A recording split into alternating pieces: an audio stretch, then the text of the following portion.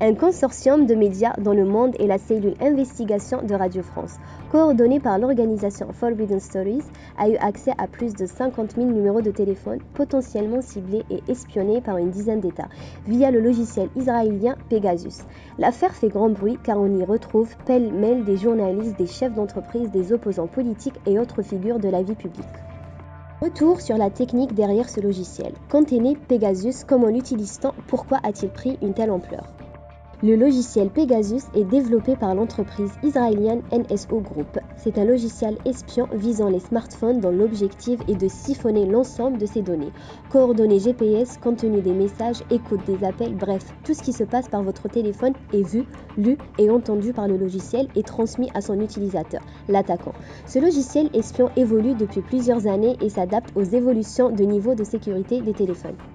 Dans ses précédentes versions, l'attaquant envoyait un message contenant un lien qui, lorsque l'utilisateur cliquait dessus, déclenchait l'installation de Pegasus. Cette technique un peu grossière peut fonctionner avec des personnes peu habituées ou non formées à la cybersécurité, mais qui, avec des cibles de haut niveau, publiques ou privées, est beaucoup plus hasardeuse. Ainsi, NSO a développé une nouvelle version qui est capable d'installer le mouchard sans clic, ce que l'on appelle une attaque zéro clic. Il existe également une méthode plus subtile et plus technologique, utiliser une faille de sécurité de l'appareil pour prendre le contrôle du téléphone pendant un court laps de temps pour y installer le spyware à distance. Sélectionné comme cible potentielle de logiciel espion Pegasus, le Maroc s'est intéressé à plus de 6 000 numéros de personnalités et de responsables algériens, assure Le Monde qui a pu collecter plus de détails auprès de l'organisation Forbidden Stories et d'Amnesty International.